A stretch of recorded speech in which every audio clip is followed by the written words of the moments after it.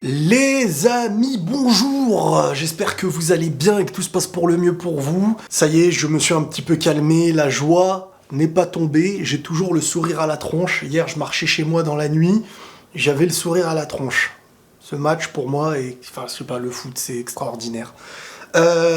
Bon, aujourd'hui, j'ai envie de prendre le temps pour faire une vidéo d'analyse et à l'aide de vos questions. Vous avez été plus de 300 à poser des questions sur mon Twitter concernant le match Real Madrid-PSG et on va revenir maintenant à froid avec, on va dire, un peu plus de recul sur le match pour pouvoir encore mieux l'analyser parce que pour moi c'est un match historique. Il y a des gens qui m'ont dit non mais t'exagères sur historique. Oui, c'est historique parce que quand je dis que c'est historique, c'est pas genre du côté Real, machin, truc.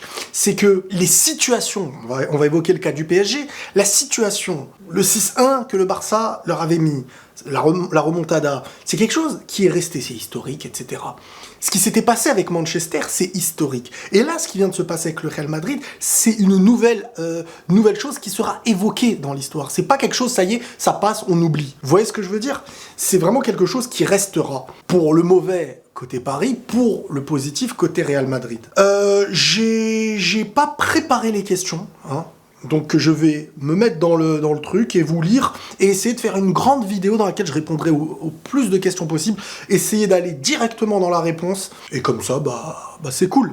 Je veux pas perdre de temps. Alors on a une question qui me dit « Le fait qu'il y ait trop de stars offensives au PSG porte préjudice à ce club. À mon avis, le club perd ce match car ils ont arrêté de jouer sur Mbappé. Qu'est-ce que t'en penses ?» Non, je pense que le PSG perd son match sur l'action de Donnarumma. Après ça, il s'est passé ce que Paris n'arrive presque jamais à surmonter. À part si, juste après le goal, te sort des parades, etc. Mais Paris se confronte toujours à un moment donné dans la difficulté en Ligue des Champions. Quand le vent tourne, et d'un coup, tout tombe. Et tu te dis, mais purée, ça avait l'air d'être des monuments juste avant. Et juste après, il n'arrive plus à rien. Et là-dessus, pour moi, tu ne peux plus... parce que l'équipe d'en face, elle le voit, en fait. C'est comme si, je sais pas, il y a un lion qui est en train de voir une gazelle qui boite et qui saigne. Tu peux pas dire à cette gazelle, t'aurais dû, non.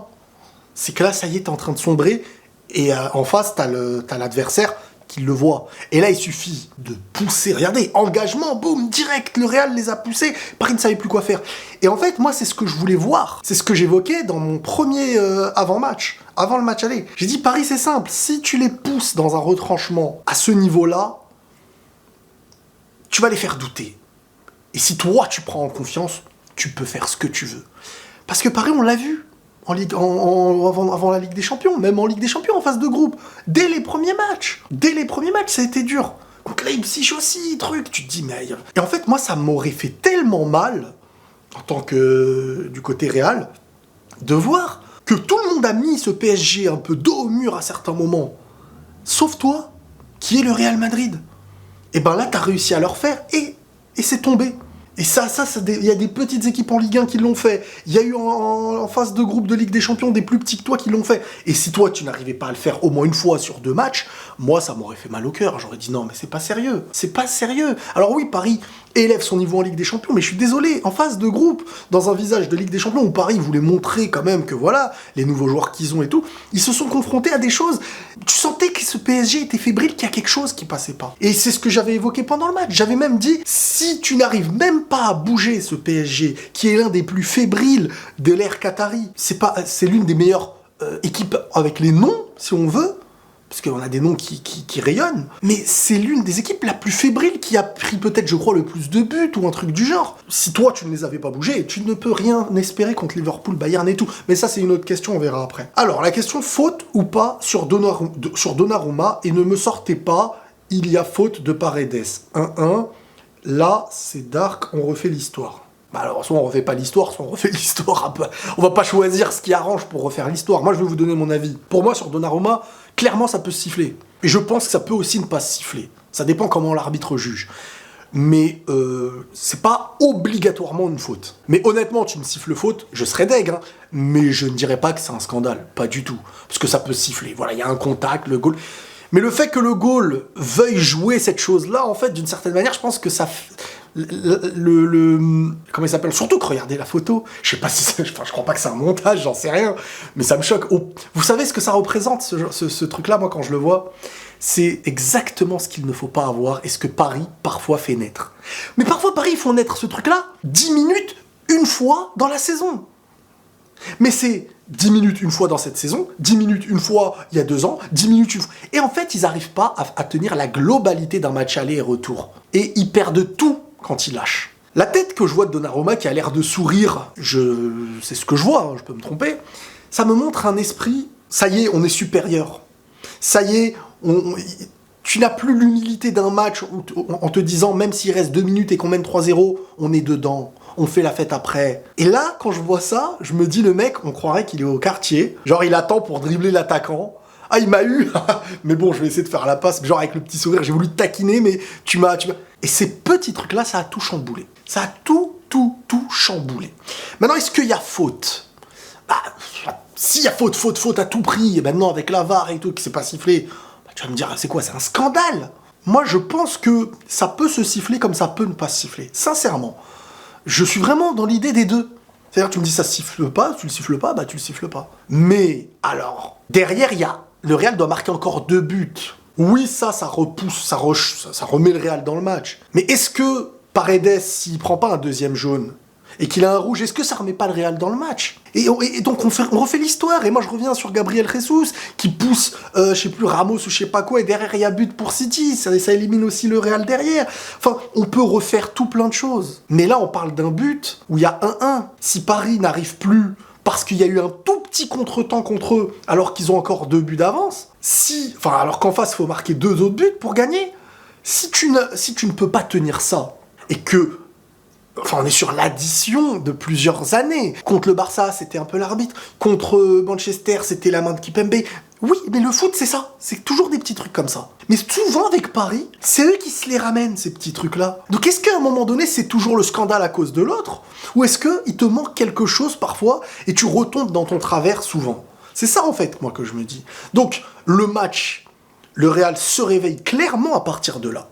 Parce que pour moi, il se faisait manger, le Real Madrid. Mais en se réveillant à partir de là, si on s'arrête sur ça, moi, j'ai pas envie de me dire, alors, on revient sur ça, mais on revient pas sur les autres trucs. Parce qu'il y a aussi un tacle de Marquinhos en retard qui vient tordre la cheville de je sais plus qui dans la zone. Alors, si l'arbitre siffle, si on veut que tout soit clean dans un sens, on peut dire, alors voilà, il te l'a fait. Pourquoi? Alors, on n'a pas le droit de tacler un mec qui n'a plus le ballon. Bah, 2e jaune de Paredes, un joueur en moins, vous allez reculer. Est-ce que quand vous allez reculer, vous allez encaisser? Si vous encaissez, vous êtes un joueur de moins. Est-ce que ça veut dire... C'est très dur de refaire les matchs. Donc, à un moment donné, Paris retombe dans ce qu'ils sont habitués à tomber, dans le trou dans lequel ils sont habitués à tomber. Et est-ce que c'est la faute de l'arbitre, ce match-là, ou pas? J'ai pas l'impression. J'ai l'impression qu'ils se sont mis dans la mouise, tout seuls, et qu'ils n'ont plus eu le mental. Et qu'après, au lieu d'être vraiment dans son match et de se dire, écoute, l'émotion, ça y est, on n'est plus dedans, et l'arbitre, on se plaint à l'arbitre. T'as Benzema, il se fait écraser, il aurait pu réclamer, deuxième jaune, et ben non! Le mec, il est concentré dans son match. Et c'est qui chamboule le match? Et ben c'est Benzema, après. Est-ce que c'est pas un exemple pour dire, oh les gars, la Ligue des Champions, c'est pas on discute. Même si, imaginons, l'arbitre, il nous a fait un truc qui nous saoule, va au bout de ton match parce qu'il n'y aura pas de marche arrière. Donc va au bout de ton match, essaye de le prendre et discute après. Et ça, Paris, ils sont capables de montrer un visage concentré mais qui est puissant. Capable de montrer derrière un visage où ça y est, ils ne peuvent plus rien faire. Ça me rappelle contre City, quand ça y est, derrière ça faisait des fautes de fou. Et là, j'ai revu le même visage derrière. Donc voilà. T'en penses quoi du duel à distance entre Vini et Kylian? Perso, je pense que Vini s'en est très bien tiré, même si Kiki est injouable. Non mais les gars, moi je vous ai déjà dit, il y a des gens qui viennent me dire arrête de parler de Kylian comme s'il était je sais pas quoi, on a Vinicius. Mais je suis conscient. Mais Vinicius et Kylian, c'est pas la même cour les gars, faut pas non plus, faut arrêter. Sinon si on joue à ce jeu-là, bah alors Depay et Benzema alors. Enfin, quand je dis Depay, c'est dans une période où il va être chaud, on va le comparer à Benzema. Faut être réaliste. Vinicius est en train de grandir et de faire des choses pour vraiment montrer que mondialement, il est capable de faire peur à tout le monde. Mbappé terrasse partout où il va. Mbappé a les stats. Mbappé a le début de carrière clairement en sa faveur. Enfin, faut arrêter aussi. Les gens, des fois, vous venez... votre émotion vient... Vous vous plaignez que je n'ai pas la même émotion que vous parce que je suis lucide sur un truc qui est réaliste. Mbappé, il était peut-être dans un duel, si vous voulez, avec Benzema, mais pas dans un duel avec Vinicius. Bah non. c'est pas aujourd'hui le même niveau, le même apport.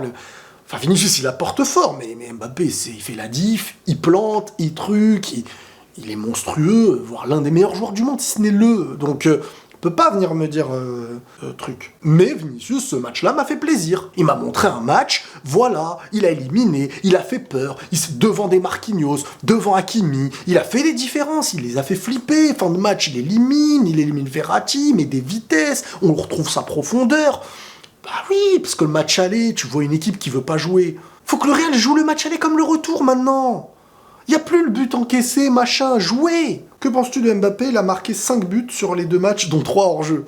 Bah, un but à l'aller, un but au retour. Il est en train de montrer que ça y est, tous ceux qui disaient « Oh, Ligue des Champions, dès que le niveau s'élève, il est plus là et tout ». Faut comprendre qu'il il devait passer des étapes, il devait grandir. Et il est en train de montrer que ça y est, au niveau décisif, il est extraordinaire. Il a une puissance de vitesse, le mec. Qui se procure aujourd'hui des occasions aussi dangereuses, alors que c'est toi qui as une occasion offensive. En contre, tu mets une... Regardez la passe de Neymar, là, qui met Mbappé. Ça devient des actions, mais comme si c'était un petit terrain, le truc. Alors Mbappé, si le Real, ils le prennent l'année prochaine, là, c'est une dinguerie. Est-ce que ce match va faire monter Benzema encore plus haut? C'est quand même vraiment l'homme du match. Pour l'aller, Benzema n'était pas en forme suite à un retour de blessure, il me semble. Hier, il a été. Et il sera, j'espère, un jour Ballon d'Or. J'avoue que cette année, il mériterait un Ballon d'Or s'ils font une bonne Coupe du Monde. Et s'ils prennent la Liga aussi. Benzema, extraordinaire. Il est en train dans la fin de sa carrière, de marquer l'histoire du foot, du Real, et de graver son nom. Clairement. Je ne pensais pas, hein, si tu me disais il y a 5 ans en arrière que Benzema serait celui qu'on voit aujourd'hui... Parce qu'à la fois, avant, c'était le joueur intelligent, vraiment utile à son équipe, mais pas celui qui porte à lui tout seul une équipe. Là, il est contre Messi, Neymar, Mbappé, les mecs. Il a soulevé ça tout seul, 3 buts venus de nulle part. Et le premier, il va le chercher. Et le deuxième, plat du pied. Et le troisième, d'une manière... Mais le troisième but, vous savez, c'est quoi? C'est une hygiène de vie irréprochable. Une lucidité incroyable, une finesse technique de fou et une avance par rapport à l'autre. C'est-à-dire que si t'as pas l'hygiène de vie, t'as pas la capacité de réagir aussi vite. Tac, tu suis l'action, le ballon il te revient, boum, plaque du pied, enfin, extérieur, petit... Ces trucs-là, ça existe que quand ta vie, elle est consacrée maintenant à ta carrière. Vous voyez, le Benzema d'il y a quelques temps, d'il y a 5 ans, ne peut pas faire ça. C'est incroyable. Pourquoi t'es toujours pessimiste ? Je suis pas pessimiste. Quand j'aime quelque chose, j'ai du mal à vendre le plaisir avant de le vivre. Quand j'aime vraiment quelque chose intérieur, j'ai pas envie de porter l'œil à cette chose-là. Et à part s'il y a une réalité comme... Regardez, vous dites que je suis pessimiste. Quand il fallait faire, au moment des tirages au sort des 8e, dire qui était favori, j'ai dit que c'est le Real au présent qui est favori. C'est vrai ou c'est pas vrai? Retournez voir. J'ai dit que le Real au présent montre un meilleur visage et le Real au moment présent est favori. Sauf que quand je vois le Real début 2022, là ça y est, ils se sont repris. Mais je vois le Real début 2022, je suis pessimiste. Parce qu'il me montre des choses qui prouvent à être pessimiste. Et ce match-là, le Real le gagne sur quelques minutes, sur des coups de génie et sur un éveil collectif dans un bon moment. Mais je suis désolé, il y avait de quoi être pessimiste même à la mi-temps du deuxième match. Donc est-ce que le pessimisme n'était pas une forme de réalisme? Et qu'ensuite, il y a des choses qui ne s'expliquent pas, qui sont presque de la magie, du talent, des trucs historiques, quoi. Là, je me dis, c'est pas que Riles était pessimiste, c'est que Riles était peut-être réaliste, et que la réalité, et que le foot, heureusement que le foot n'est pas une science exacte, parfois. C'est ça aussi. Penses-tu que le Real, après ce match, peut gagner la LDC? C'est loin. C'est encore loin, mais je vous avoue que pour moi, ils ont fait... Contre Paris, pour moi, c'était le match à ne pas perdre. Même si pour moi, Paris avait tout à perdre. Je vous le dis, pour moi, Paris avait tout à perdre sur ce match. Parce qu'ils risquent de perdre contre le Real Madrid. C'est une défaite aussi entre les présidents. C'est une défaite pour le public. C'est une défaite pour ton mercato. C'est une défaite pour peut-être perdre encore plus rapidement Kylian. Tu perds tout. Et derrière, en plus, entre ce que Nasser et tout, il paraît qu'il a fait, tu perds la face. Tout ce que les Qataris ne veulent pas. Les Qataris, l'image. La supériorité. Tout ce mercato, les noms, etc., c'est pour cette image. Là, t'as tout qui tombe à l'eau. Ils vont se faire moquer, humilier par beaucoup. ils ont tout perdu là, pour moi, Paris. C'est-à-dire que fallait cette vitrine, et là, elle est en train d'être brisée. Et si en plus ils perdent Kylian, là, c'est quoi l'argument? Tu vas pas aller jouer avec Vinicius, avec Militao Ils vous ont sorti, les gars, en reconstruction. Tu vois, c'est ça. Et je l'ai dit en début d'année. Franchement, j'ai eu la flemme d'aller chercher des sources de ce que je disais début d'année. Quand je disais, les gars, attention quand même. Le Real, c'est pas des guignols. Ils ont quand même des joueurs. Et Benzema, et Vini, et Hazard, et machin, et Kroos, et Modric. Et arrêtez quand même de sous-estimer. Oui, pour moi, Paris avait fait un meilleur recrutement. Oui, pour moi, Paris allait être plus fort. Oui, Paris, sur les 2 matchs, a dominé. Mais Paris n'a pas gagné. Donc au final, tout est tombé à l'eau. Et en plus de ça, malheureusement, t'as Neymar et Messi qui ne sont plus réellement à leur niveau. Donc tu perds l'un des meilleurs, et qu'est-ce que tu vas faire? Neymar, je crois, il a prolongé il y a pas longtemps. Comment tu vas faire, là? C'est pas facile. Paris, là, le chantier, il est lourd derrière. Vous n'avez pas été bon, c'est le PSG qui vous a remis dans le match. Oui, mais vous savez, les analyses, on les fait comme on veut. Sauf que Benzema, il va le chercher, le but, quand même. Moi, j'ai 2 visions. Oui, Paris s'est mis en difficulté tout seul. Mais si Benzema ne va pas déranger, si Modric fait pas le terrain pour la mettre ensuite à Vinicius la remet, et que Modric la met à Benzema, que Benzema marque derrière, et qu'ensuite il y a le pressing, et qu'ensuite il y a Benzema qui l'a... C'est pas le PSG qui met 3 buts contre son camp, vous êtes d'accord? Donc, Paris, dans un moment où tout allait bien, ils se sont mis un croche-patte eux-mêmes. Ils le font très bien, malheureusement, à chaque fois pour eux. Mais c'est la Ligue des Champions, en fait. Si, contre le Bayern, Navas, il fait pas toutes les parades et qu'il n'y a pas une forme de réussite, est-ce que tu vas dire c'est le Bayern qui a raté 1 million d'occasions? Non, bah tu retires la gagne. Enfin, je veux dire, à un moment donné, le football et la Ligue des Champions, il faut le pratiquer, il faut se qualifier. Tu peux pas derrière t'en sortir en disant « Ouais, mais bon, c'est Paris qui... » Oui, mais si tu veux. Real a marqué 3 buts en quelques minutes. Oui, Paris leur a donné cette opportunité. Est-ce que le Real n'aura pas donné l'opportunité sans rien faire au match aller? Est-ce que le foot, c'est comme ça? C'est une confrontation, c'est un abandon. Est-ce que dans le moment de relâchement, l'autre profite? C'est comme ça le foot, hein. C'est toi tu fais bas, lui il fait haut, l'autre il fait bas, Enfin, Salut penses-tu qu'il faut effectuer un ménage en interne au PSG? Vous savez, Paris c'est un bazar. Paris c'est un bazar tant qu'il y aura les Qataris, à mes yeux, Nasser et la politique actuelle. Tu peux pas venir... Pour moi, je vous l'ai déjà dit plusieurs fois, hein, le coach, pour moi, au PSG, ne peut rien faire. Quand tu peux pas avoir un impact sur Mbappé, Neymar, Messi... Comment tu veux changer ton dispositif offensif si tu estimes qu'il n'est pas cohérent sur un match? Ces joueurs-là sont au-dessus de toi et au-dessus du club à leurs yeux. Qu'est-ce que tu veux faire? Il faut que ces joueurs-là sentent qu'il y a quelque chose d'au-dessus d'eux. À part Mbappé, qui malheureusement, lui, est sur un départ, t'en as aucun qui vit son prime en l'ayant construit dans ce club-là. Messi, son histoire, elle existe ailleurs. Neymar, son histoire, elle existe ailleurs. Est-ce que dans leur tête, leur football n'est pas ailleurs? Et que là, ils sont là, ça y est, c'est ce qu'on ressent. C'est ce qu'on ressent. Est-ce que tu penses que Neymar, Messi a un amour du club? Sincèrement, un amour pour donner... Moi, je le vois pas, ce truc-là. Et quand je vois au Real, comment ils sont, les mecs, tu sens qu'il y a un club, mais qu'il y a une histoire au-dessus d'eux. Paris a une histoire, mais certains joueurs estiment qu'ils ont plus d'histoire que l'équipe, qu'ils sont plus importants que l'équipe. Tu peux pas construire avec ça. T'en as un, vas-y, et le reste, c'est... Mais c'est trop, là. Ça ne convient pas. C'est comme si tu avais une voiture que tu ne peux pas conduire. Le mental des joueurs comme Alaba, Modric et autres ont pris des vagues durant 60 minutes sans paniquer, contrairement aux autres en 17 minutes. Ils ont été atteints, je pense, qu'avec un Mbappé et Rudiger, plus du Tchouaméni, un bon arrière-droit, c'est reparti. Les gars, doucement sur le recrutement. Pour revenir sur Alaba et Modric, Militao aussi. Mais Modric, les gars, c'est incroyable. C'est incroyable comment...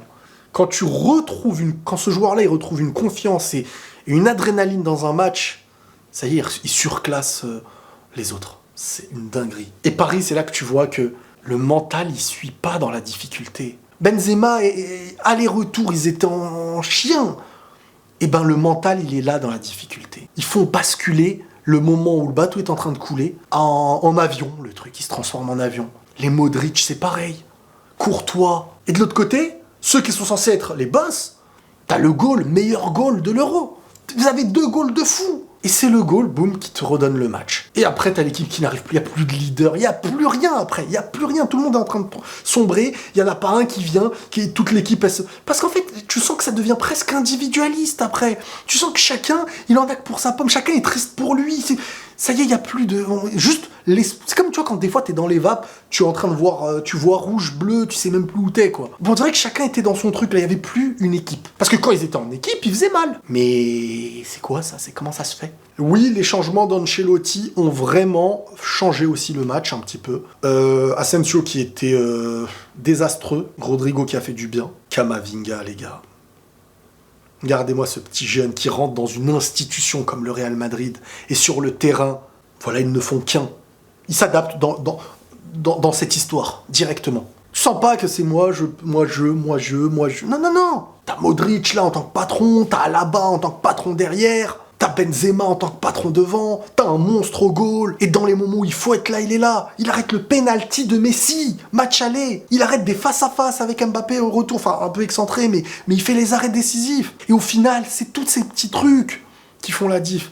Et là, où ça y est, il y a une mèche qui s'allume, ils ont été la prendre. Et ils ont tout enflammé. Et en quelques minutes, ils ont tout chamboulé. Mais c'est ça, le football de haut niveau. C'est ça. Penses-tu qu'avec cette victoire, Mbappé parlera d'ici quelques semaines ou mois pour sa prolongation ou transfert au Real? Et ne penses-tu pas qu'avec un milieu Camavinga, Valverde, Modric et devant, à droite... Bref, concernant Mbappé, je pense que... Moi honnêtement, pour moi, victoire ou défaite, il aurait été au Real. La défaite étant plutôt en plus contre le Real Madrid, je pense que ça va, en interne, faire que ça va plus vite, que les choses seront plus claires rapidement en interne, je pense. Après, officiellement, je le vois pas l'annoncer en cours de saison, ou peut-être sur la fin, par respect au club et à la fin de saison. Mais que quand la Ligue 1 sera prise, ou assurément on va... Alors peut-être qu'on aura des sources qui sortiront, des sources peut-être véridiques, qui sortiront, qui annonceront qu'en interne, les choses se sont faites de telle manière et tout. Mais de sa bouche, je pense pas quand même. Ensuite, moi, ce que je vous dis, et c'est ce qu'on avait vu dans le match de championnat, tu as gagné avec Camavinga, avec Valverde, sans Casemiro, et en plus sans Mendy. Un match 8e de Ligue des Champions, c'est rare de gagner sans Mendy des matchs aussi importants. Mais qu'est-ce que ça veut dire? Ça veut dire que tu peux faire tourner et gagner. Donc pourquoi tu fais pas tourner? Bah y a pas de raison, normalement. Voilà. Mais sur ce match, il a fait le coaching, hein. On peut pas le reprocher. Était-ce un Real trop fort ou un PSG en panique qui a fait basculer la rencontre? Après, attention, on peut pas rendre... Tu sais, dans un match, tu peux être trop fort et trop faible à la fois. Tu peux être trop confiant et à la fois... C'est pas qu'une question de... C'est pas aussi binaire, on va dire. Le Real n'a pas été trop fort. Alors là, ça c'est sûr. Voire même, le Real, au match aller, il y a eu un non-match. Donc, à la rigueur, au retour, moi je prends en compte le retour parce que le Real a essayé. Mais même en essayant... Paris avait l'avantage d'un but, donc psychologiquement, ils maîtrisaient, surtout qu'ils avaient constaté qu'à la maîtrise de balle, ils avaient l'air un peu meilleurs. Ça leur permettait d'avoir la confiance et d'être en place. Mais Paris, en fait, dès qu'il y a un petit domino qui tombe, il y a le château de sable qui tombe avec. Et c'est pas genre il y a un domino qui tombe, il y a un mec, tac, tac, tac, il le remet. Tout tombe, mais c'est à chaque fois pareil. Mais ça, en fait, à un moment donné, c'est pas qu'une question des joueurs, c'est pas une question de coach, c'est une question de comment est géré le club. Si un club est géré proprement, qu'il y a une structure, que les joueurs sont solidaires, qu'il y a une équipe, qu'il y a un coach, que chacun est comme dans une usine, chacun fait son rôle, chacun est pour l'autre ce qu'il faut être pour l'autre, dès qu'il y en a un qui tombe, tout ne tombe pas. Mais pareil, à chaque fois, depuis l'RQSI, souvent, ils ont un niveau de ouf, capable de gagner à chaque fois.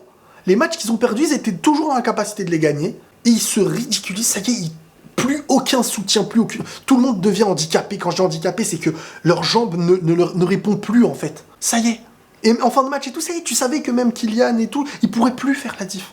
Parce qu'en face, il y avait un bloc uni et qui voulait cette qualif. Quand ils ont mis les buts, tu sentais que ça allait être mort. Alors, il y a la pression, l'adrénaline, mais tu sentais que ça allait être mort. Tu les voyais, et même eux ont compris ce truc-là.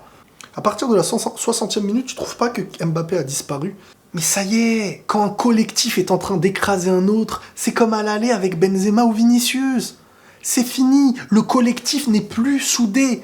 Et l'autre en face est en train de t'écraser. Tu veux faire quoi? Tu peux plus. Le football, c'est un sport collectif. Il faut une cohérence collective pour amener à une supériorité d'un joueur offensif, etc. Quand elle ne suit plus, tu vas faire ta passe, même si un est en forme sur 3, les 3 auront l'air pas en forme. C'est un collectif. Pensez-vous que Ramos est content de notre victoire? Est-ce qu'il doit impérativement faire preuve de professionnalisme absolu? Non mais au fond de lui, on ne sait pas. S'il était sur le terrain, il aurait voulu gagner avec Paris. Maintenant, il n'est pas sur le terrain. Moi, je pense Je vais pas dire des choses que je pense pas, mais honnêtement, je pense qu'ils s'en fichent en fait. Ça, c'est des joueurs, ils ont une carrière, il est venu au PSG, pour moi, il est en vacances. Il joue pas, et je pense qu'il sait que physiquement, c'est fini. Il prend son argent, il est... Malheureusement, c'est ça, mais quelle idée! Tu vires Thiago Silva, qui cœur et âme du PSG, tu prends Ramos. Elle est où la logique? Moi, je comprends pas. Carlo peut-il continuer la saison prochaine? Est-ce qu'il vous a convaincu avec ce match? Non, après Carlo, moi je lui rentre dedans par rapport à des choses que j'explique. Maintenant, si en plus l'année prochaine t'as Mbappé et tout, moi j'aime bien Carlo Ancelotti. Il fait un début de saison, une première partie de saison de ouf. Il a battu presque toutes les grosses équipes qu'il a jouées. Pour l'instant, il fait une très bonne saison, on va pas se mentir, les qualifier en quart. Pour moi, c'est une réussite, hein, quart, et si tu prends la Liga, hein. En reconstruction, les mecs. Hein, l'année dernière, tu perds Ramos, Varane. Hein. Tu les remplaces pas. Hein. Tu mets ceux que... Enfin, si t'as là-bas et t'as Militao, tu lui fais confiance. Mais non, c'est parfait ce qui est en train de se passer. Après, pour revenir sur Asensio, en Liga, Asensio n'est pas mauvais. Hein. On va pas lui cracher dessus. En Liga, en ce moment, il fait des bonnes choses. En Liga, faut faire tourner entre lui, Rodrigo et tout. Mais dans les matchs où il est vraiment pas là, il faut mettre du Rodrigo. Faut essayer. Après, les mecs, concernant Hazard et tout, bon, je pense que c'est un peu mort. Hein. Ça y est, ils sont en train de faire les plus grosses étapes de la saison sans lui. C'est triste, mais bon, je pense que c'est compliqué, ça va être chaud pour lui. Hein. Quel avenir pour le PSG? Coach, joueur, direction. Je pense que ça va être un bazar pas possible. Je pense que leurs supporters vont leur rentrer dedans. Je pense que c'est un chantier de fou là qui les attend. S'ils perdent Mbappé, je sais pas comment ils vont rebondir. Les Qataris, après la Coupe du Monde, est-ce qu'ils vont continuer d'investir dans le club?